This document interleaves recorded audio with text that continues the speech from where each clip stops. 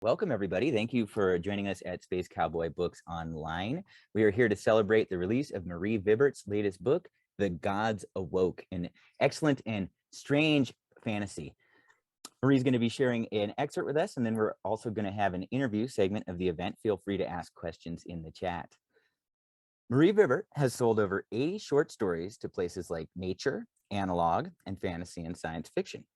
Her work has been translated into Vietnamese and Chinese and has been called the embodiment of what science fiction should be by the Oxford Culture Review.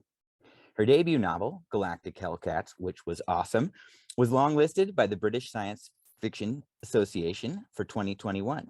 By day, she is a computer programmer in Cleveland, Ohio. Marie is also a member of the Science Fiction Poetry Association.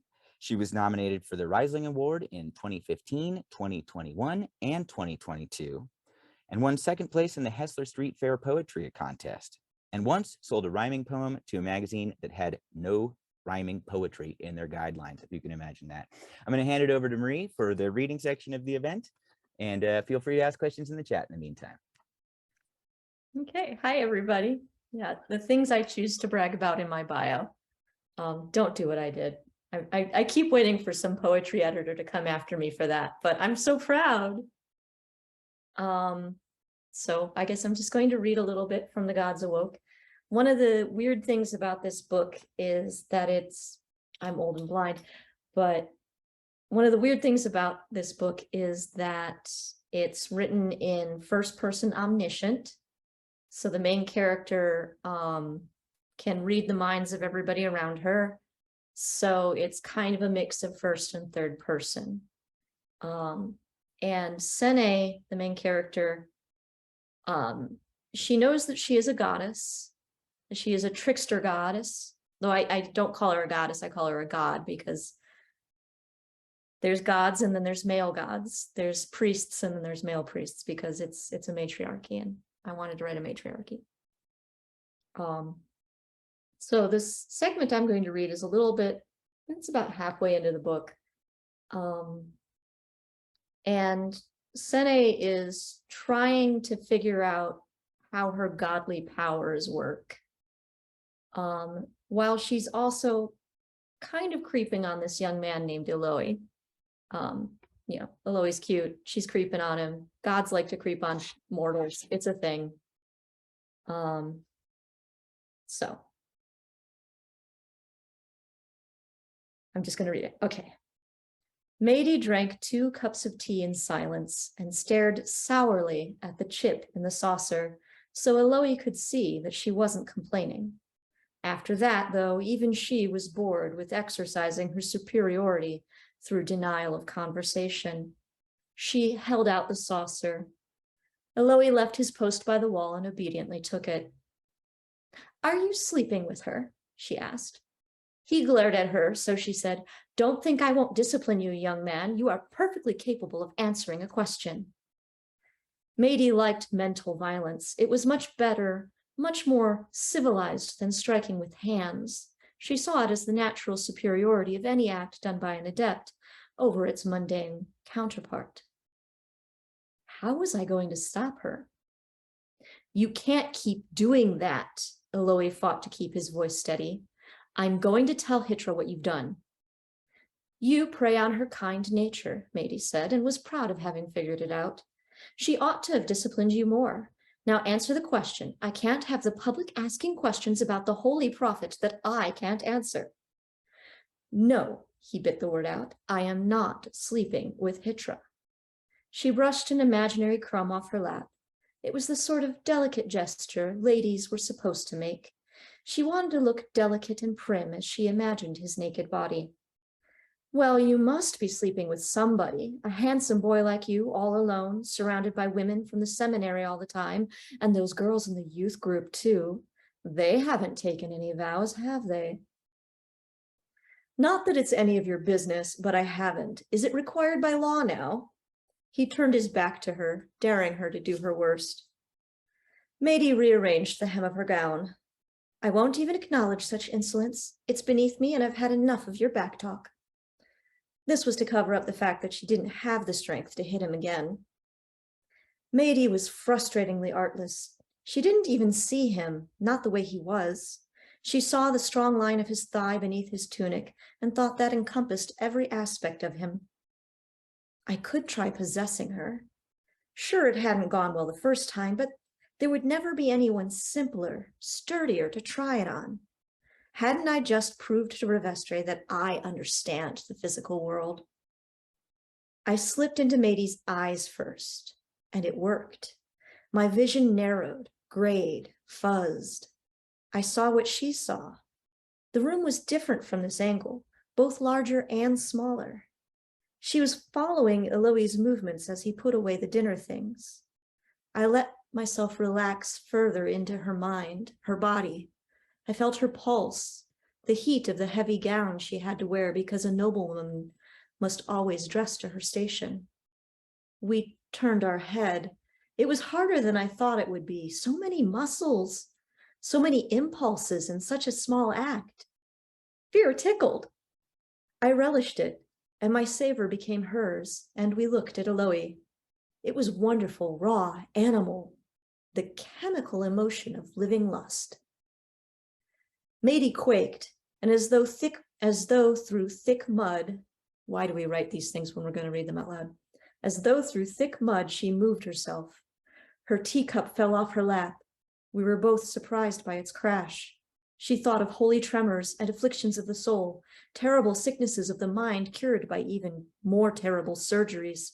Her heart thumped painfully, extra hard, extra slow thumps.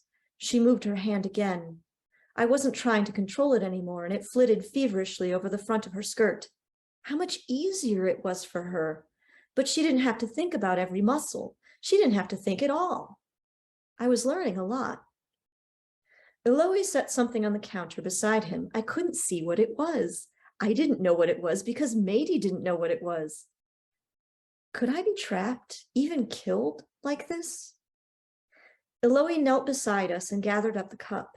He had a warm, wet rag, and we felt it through the side of our shoe as he wiped up the tea. Touch. I tried to move her hand again, to feel purposeful touch, even just the unpleasant fabric of her dress. I thought about the way it felt when she moved, the thoughtless parts that triggered it. I moved our hand to Eloi's head. His hair was slippery, almost soft. She squealed, a choked little scream, and started babbling, "Oh, Holy Mother! Oh, something is wrong! Oh, Wenny, rivesti darin, gods protect me!" Eloi backed away toward the kitchen. His eyes were wide. Matey's heart was stopping. I left her before it could stop. Is that a good amount of reading? It's up to you, Marie. You can read more, or we can jump right into the interview. It's up to you. How about the audience? Do you want more? You want less?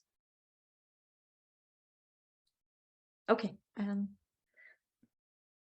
That was... We're getting a more from the audience. We're getting a more? Okay, we're getting a more. I'll just finish the chapter then. Hitra wasn't far. She relaxed as the smell of the temple grounds permeated her nostrils, earthy, incensed. It was very different from the sterile world of Noble's Hill and High Street. The rain had abated and the air was moist and calm. The moon laced each blade of grass with silver. I hovered close, but not too close to Hitra's thoughts. Her mother had a point, although a misguided one. There was a deeper truth to everything, a greater truth than fact. She had to be careful now how and when to act. Her pockets swelled with scrawled notes from her mother, mostly names and addresses she already knew, which she would bury in the wastepaper basket. She would do none of what her mother suggested, planting rumors, shaking hands. But even a skewed view was a welcome perspective. Be informed, she told herself. Look at this from all sides. And then, when you are calm, you will know how to act. And when she knew, I would know. Hitra stopped.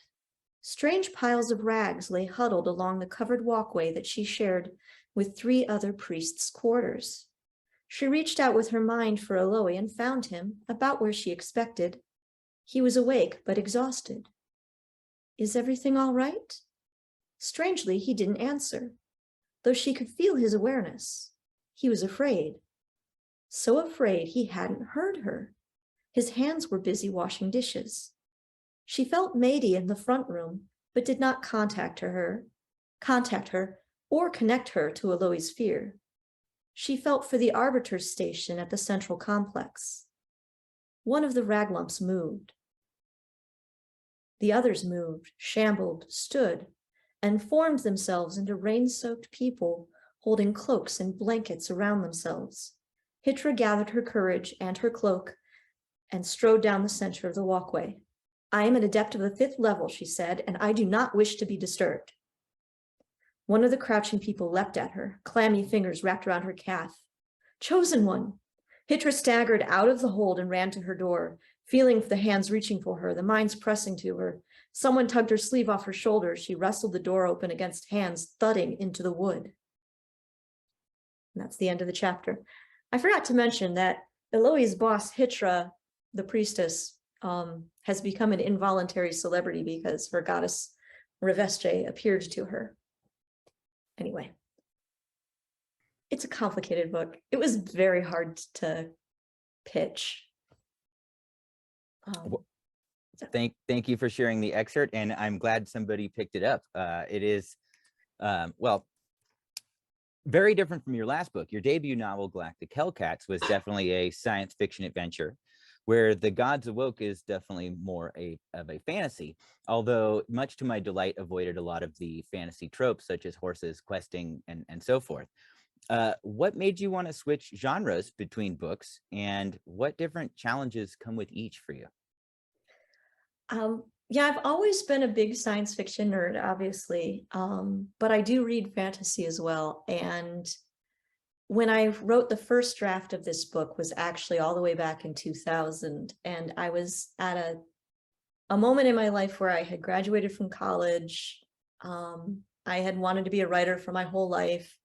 I was submitting stories and getting rejected. I was working on novels and querying and getting rejected. And I felt like I was never going to do this.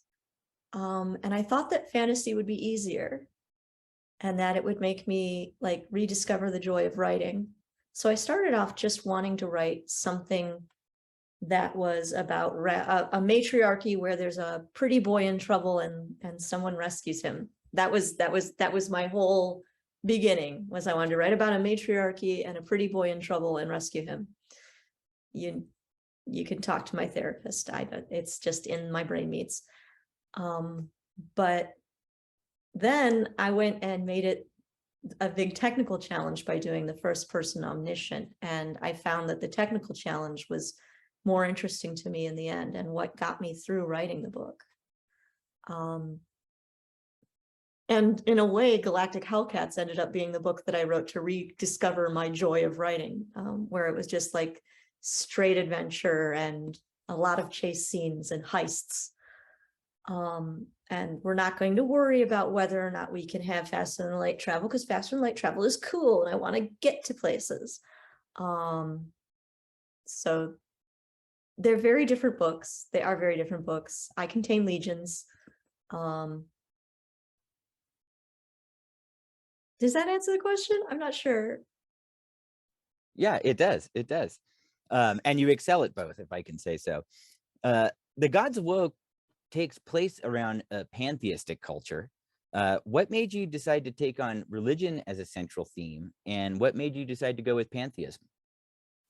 Well, I decided to go with religion as a central theme when I came up with the idea of like, I don't know, I guess I was really into like on Star Trek, the Q continuum and stuff, and that kind of view of power.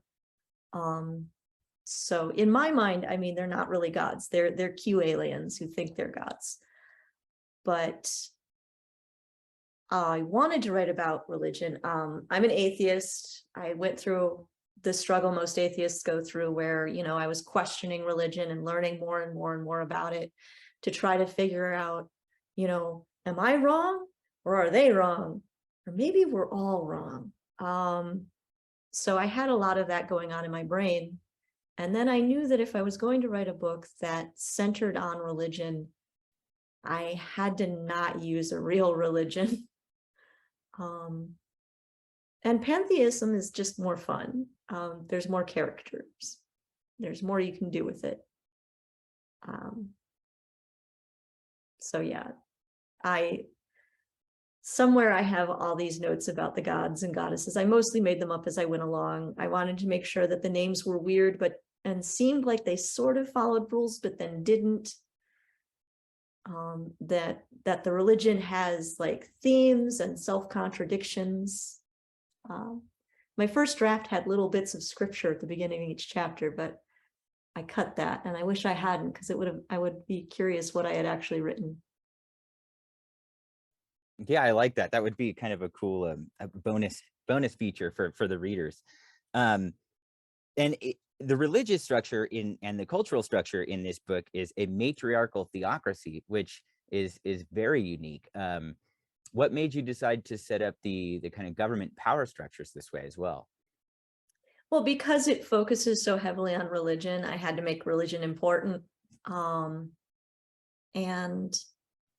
I wanted to say some things about kind of the way our society is too. It's a matriarchy, but it's a matriarchy where somebody would say, well, we have equal rights between the sexes now. After all, the head of the arbitration council is a man. They've reached that level. They're at the tokenism level. It's not actually, we don't deal much with the mundane government, but there is a mundane government which is separate from the church. And there's kind of a balance of power between the church and the state, where there's a council of the adepts and there's a council of the government. And technically the council of the government has veto over the adepts, and the adepts are only supposed to weigh in on spiritual matters. But as often happens in a religious society, the gravitas of religion gives them perhaps unequal power. I don't know. I was playing with it. It was a neat structure.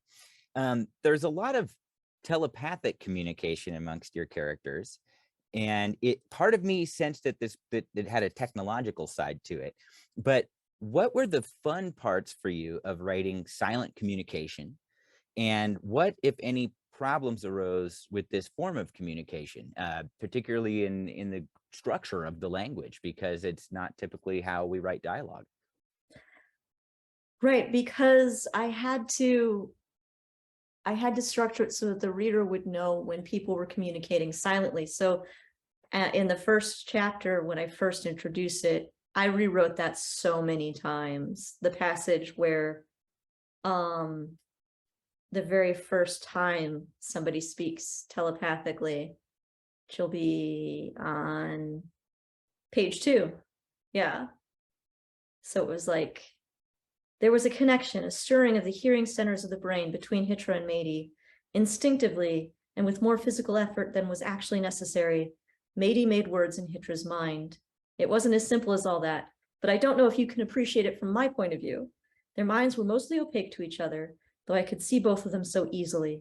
For them, there were pinholes through which they squeezed a narrow wavelength of energy, guided by a metaphor they were taught as children of making connections like the pipes carrying water through the city. But I'm holding up the story. So that was an important passage for me to write. And yes, for me, there's technology under everything. And I feel like there is technology, that there's a physical reason that some people can communicate telepathically and some can't. They have a surgery that they can remove their telepathic powers, even though the surgeons don't quite know how it works. That's kind of a gruesome scene later on in the book. And then I have the routers.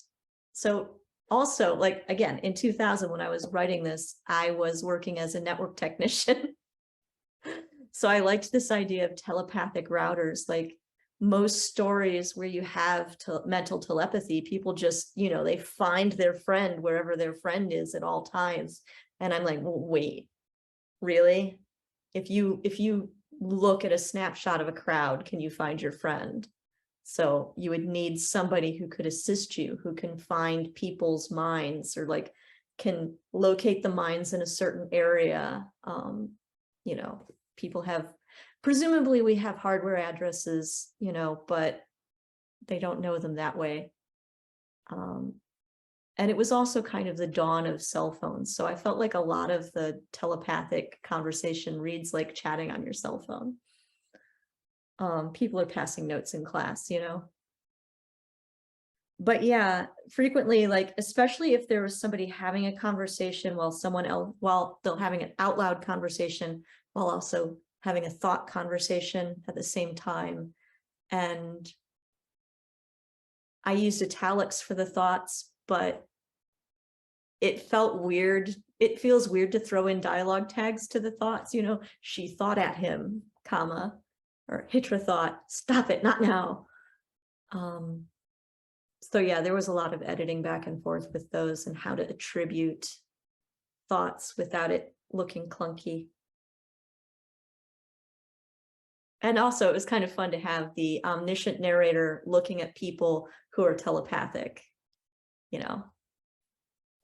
You mentioned simultaneity, where someone's speaking out loud and having a thought conversation as well. This is a topic I think a lot about in writing, because the linear nature of writing makes simultaneity very difficult to achieve. Do you have any advice for writers, or just how did you navigate that process of simultaneity? I think that the first instinct you have as a writer is to do very little indicating to the reader and just jam things together. But we forget that we read faster. Well, some of us read faster silently than we speak out loud. That's an ableist thing for me to say. There's lots of people who have trouble reading, but it's okay to slow down and say, at the same time as she said this, she said that, and the reader's brain can reconstruct it in the order. I think you've got to leave room for the reader to interpret, and trust them.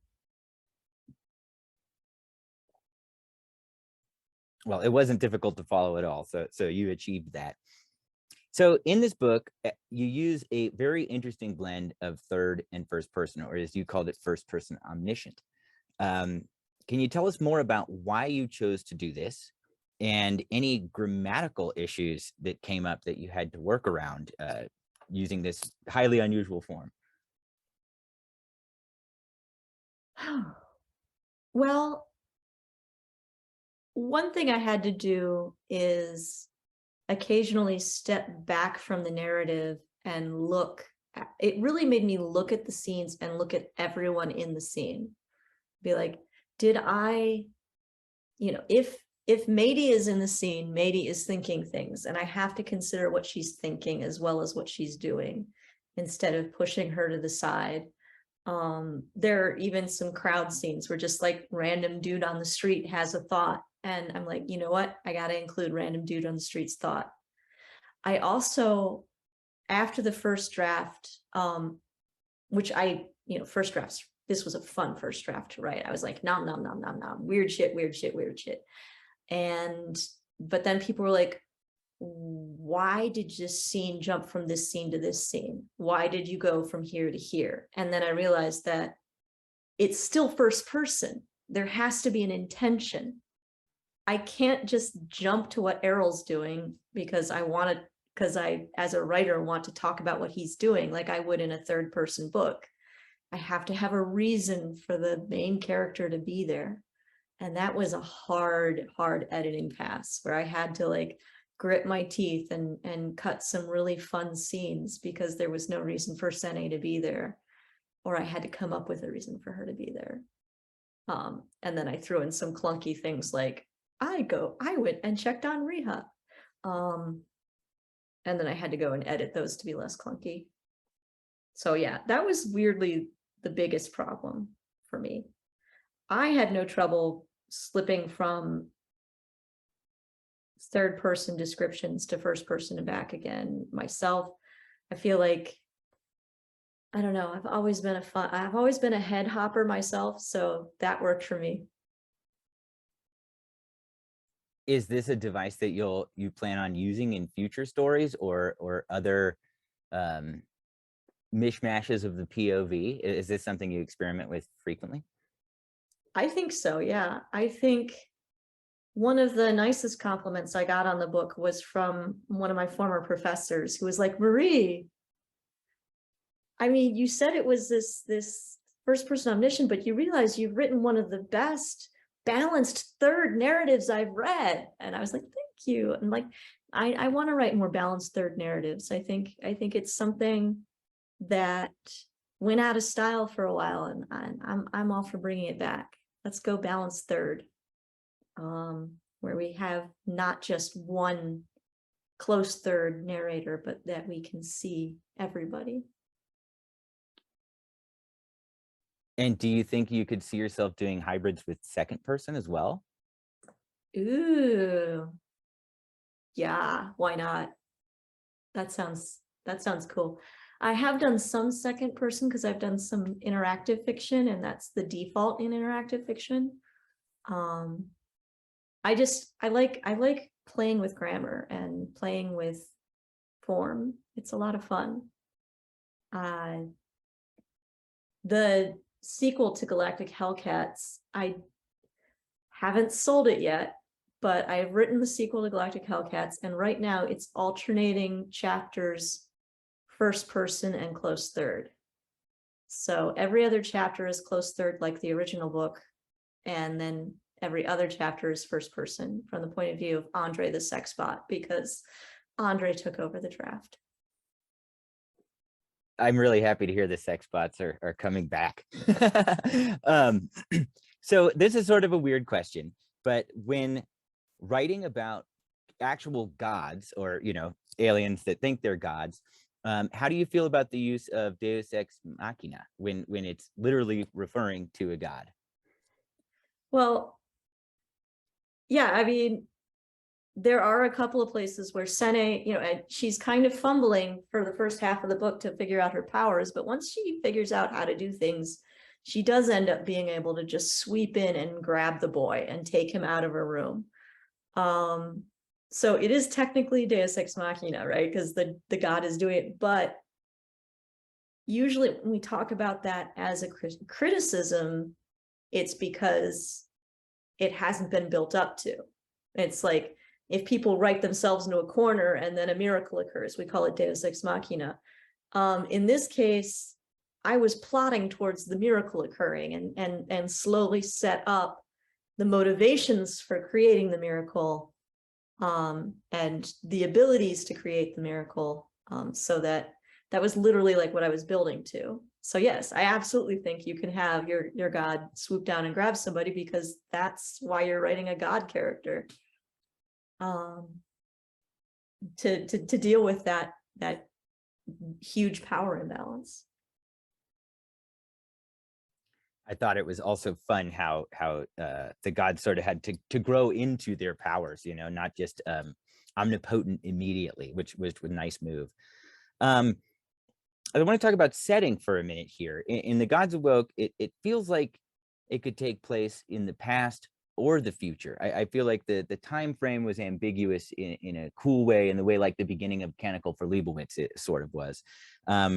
I wondered what eras and mythologies inspired the setting of the story, and especially since, unlike in most fantasy, they don't really leave the location. Yeah, so yeah, I love cities. And so one of the first things I decided was that this was going to be a city, and it was going to be a city on a glacial lake, with with the mountains kind of hugging the lake on one side, as you see sometimes. So it's almost kind of a Swiss setting, physically, but the culture, I kind of leaned heavily on Rome and Roman and Greek culture and early modern technologies.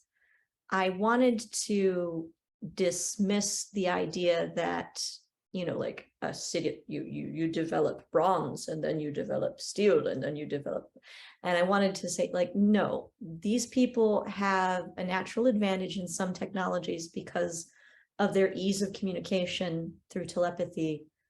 So they have very advanced printing, and they have they have the printing press, but they don't have the internal combustion engine. They have they call it the water car. They have a water wheel powered trolley in the city. But most of their technology focuses on glass and glassworks. I was always very fascinated by the ancient glass objects that survive from the Middle East and from Egypt and into Turkey and Southern Europe. And I'm just like, could you imagine you have a sustained culture, that will, I think one of the things that you would get with this ease of communication is that you would focus and specialize things more than branching out to new technologies, because people would be more resistant, but you would have such a community in any given craft. So I played around with that a little bit, and I didn't want it to specifically feel like any particular place. And I tried to swap things up. The dominant culture, the Kasu, are dark-skinned, and they have come from the south and have conquered this land where the city is now, which used to belong to the Sanadaru.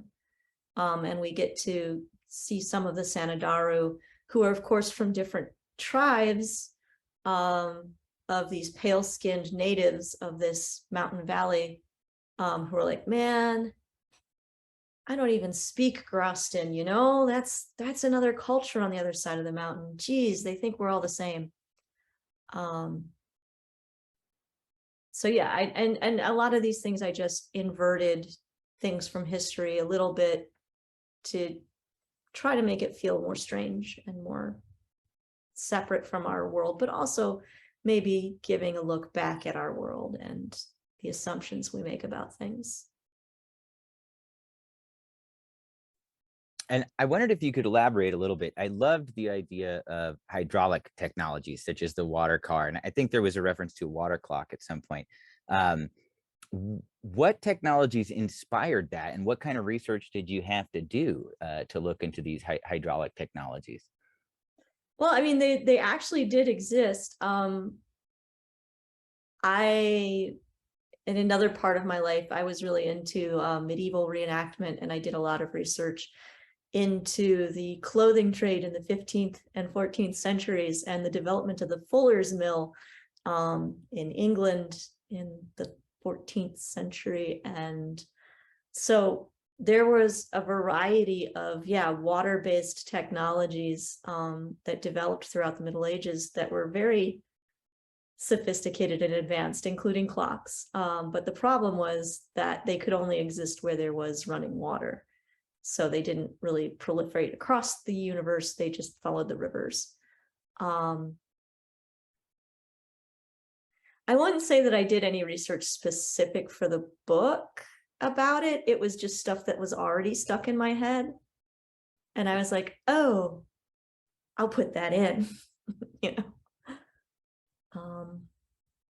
But yeah, because they have ceramics, and one of the things that enabled advanced hydraulic technology in our culture was, metalworking to create pressure, which ended up with, steam power and all that. But they have advanced ceramics, which will allow them to have excellent plumbing, like the Romans had great plumbing. And we talk about the lead pipes, but a lot of their plumbing was actually stone. And I don't know, I just think it's cool. Indeed. So jumping forward a little bit here, you gave us a brief taste, but I know anyone that read Galactic Hellcats is looking forward to the sequel. Are there any updates that you can share with us about that book? Well, just that I finished the draft, and I have sent it to my writing workshop to review, and I believe in October, we are at the end of October, first weekend in November, I think we're getting together and we'll talk about it, and they will give me their notes, and then I will revise like a mad woman. It was hard writing a sequel. Writing a sequel is hard.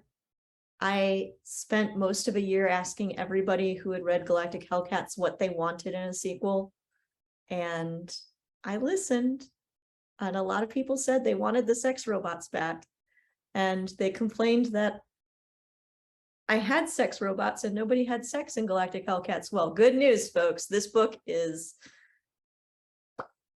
I'm calling it Galactic Hellcats 2, Hellcats in Love, and there's a lot of sex.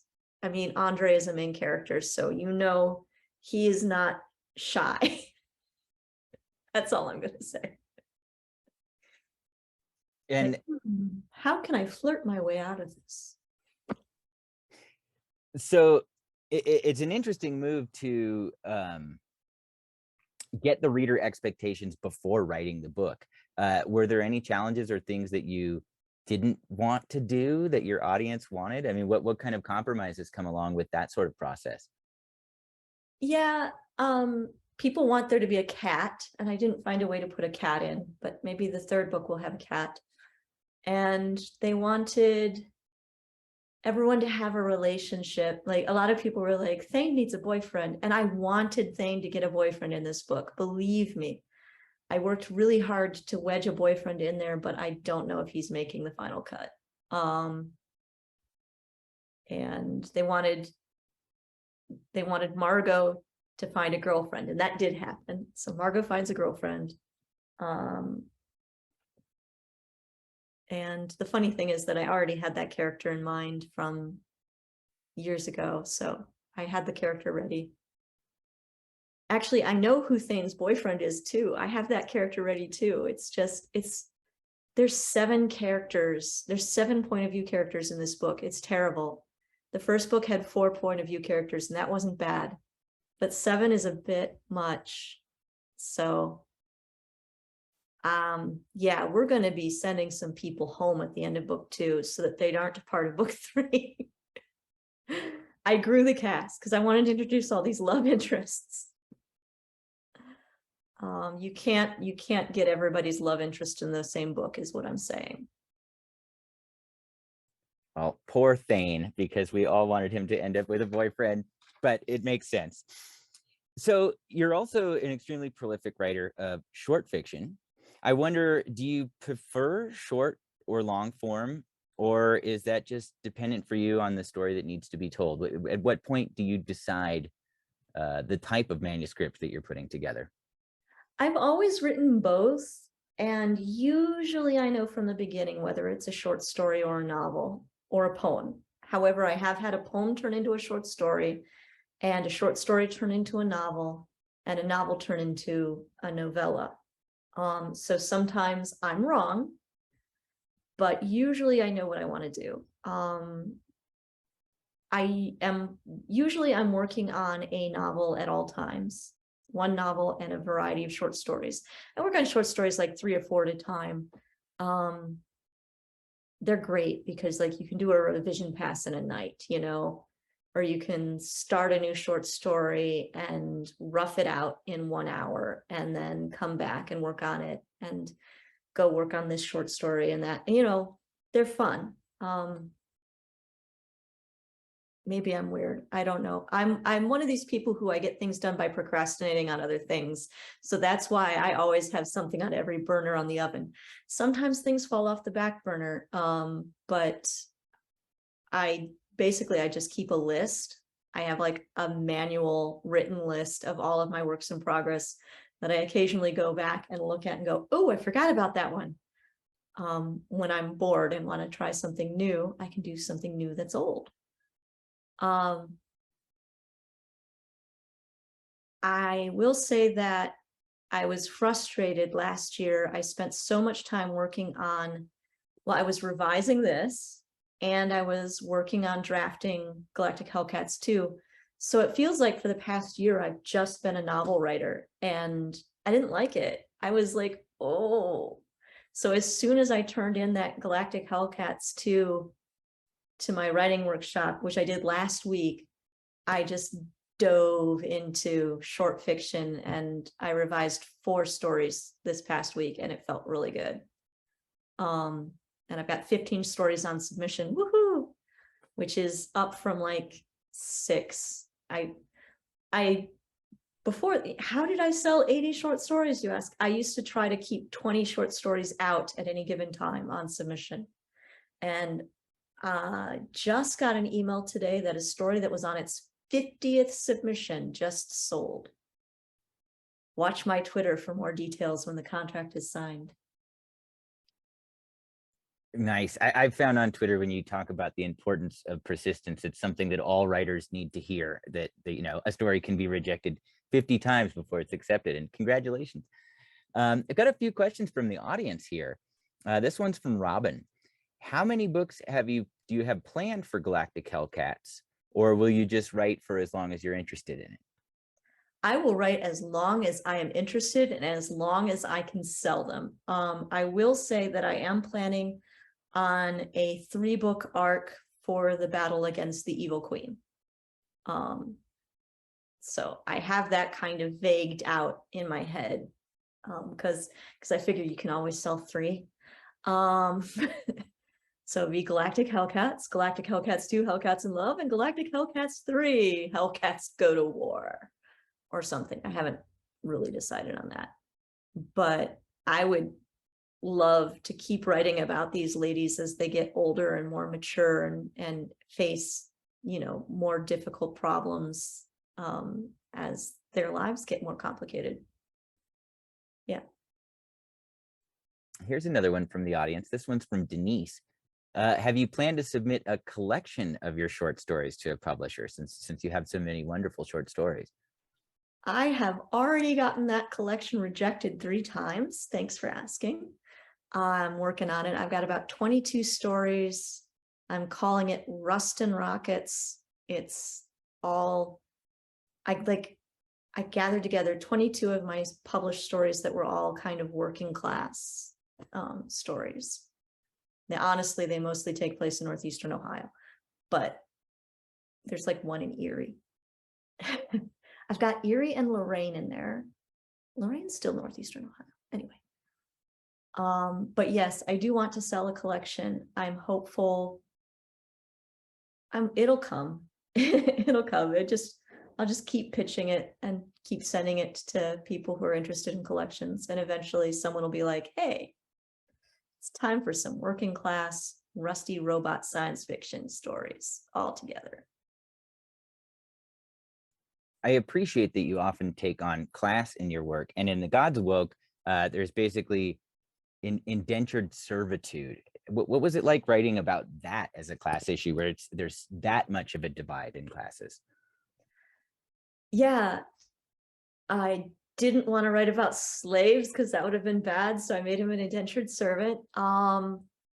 And that there's an interesting Eloi's in a very rough spot, right? He's in a difficult position as a character because he's indentured to Hitra, because a lot of his choices have been made for him by his parents, who, you know, basically sold him into this contract. But it also is a way for someone from Eloi's background, you know, growing up kind of, you know, his family's kind of working class, to be in this rarefied world on the Temple Mount, surrounded by all these really, really rich people. And I wanted to look into that with both Eloi and also with the other servant characters that he interacts with, like his friend Oki and the gardener, I forgot the gardener's name, who are, you know, basically the working class backbone of this, you know, very bougie temple where the rich people go to worship their gods with their much richer priests who are an elite class. So, and yeah, and being able to see everybody's thoughts, you can see how Eloi's very aware of his difficulty fitting in, but Hitra isn't aware of Eloi's problem fitting in, or that there's anything awkward or uncomfortable about his situation, because she doesn't have to see it. I got the impression everyone was too busy drooling over him as such a hottie to think about these things. Well, he is a hottie. I mean, I'm sorry. I do that. I like pretty boys. It's getting creepier as I get older. I'm not gonna lie, like when I went, so like said, I wrote it, I lost the draft, I rewrote it in from scratch in 2004. And then I went to revise it pretty recently, like 3-4 years ago. And I was horrified because Aloy was 16. And I was like, what is wrong with you, 20-year-old me? So now he's 19. Thank you very much. Yeah, maybe could have got away with that at 20, but probably a good move to change that. No, I was like, what was wrong? Like, okay, past me, there's something wrong. But I think part of it is like when I was 20, I remembered being 16 and I thought 16 was almost an adult. That perception changes quickly, doesn't it? Yeah, total perspective vortex. So what's coming up next for you, and what are you currently working on? You said you've been moving into short stories again. Are there other novels in the works? What's on the plate? Yeah, I'm getting into my I'm trying to get through my backlog of half started short stories. I got about like 11 sitting on the hard drive that are just half started or haven't been revised. So that's like my current focus. I am also trying to shop around a urban fantasy about urban fantasies called Quixote Ugly, about a grad student who goes mad reading urban fantasy for her dissertation and decides that she is a paranormal investigator, told from the point of view of her neighbor who she ropes in to be her sassy best friend. Can this modern Sancho save this Quixote from her and the town from each other? Takes place in a fictional Ohio college town, sort of based a little bit on Oberlin. And what else am I doing? Eventually we're going to get back into Tinselfly, the video game that my husband and I are working on. We really are going to finish it, I promise. We've just been very busy. My kid just started college, so that was exciting and a bit of a distraction in this year of many distractions. But you can always follow me on Twitter or Facebook or Instagram. Actually, I don't really post anything informational on Instagram. Follow Instagram if you want to see my dog. But follow me on Twitter if you want to know when I sell a new story. And whenever I have a story that's on an online magazine, I link it on my website, marievibbert.com, for your enjoyment. And you can find links to that in the chat, as well as to the fabulous new Gods Awoke. Thank you so much, Marie, for joining us this evening. Thank you so much to our audience. There are links in the chat where you can get this wonderful novel. It will also be at the bottom of the YouTube video information. So thank you so much to everybody. Thank you, Marie, for the wonderful fiction. I hope there's much more to come. Have a wonderful night, everybody.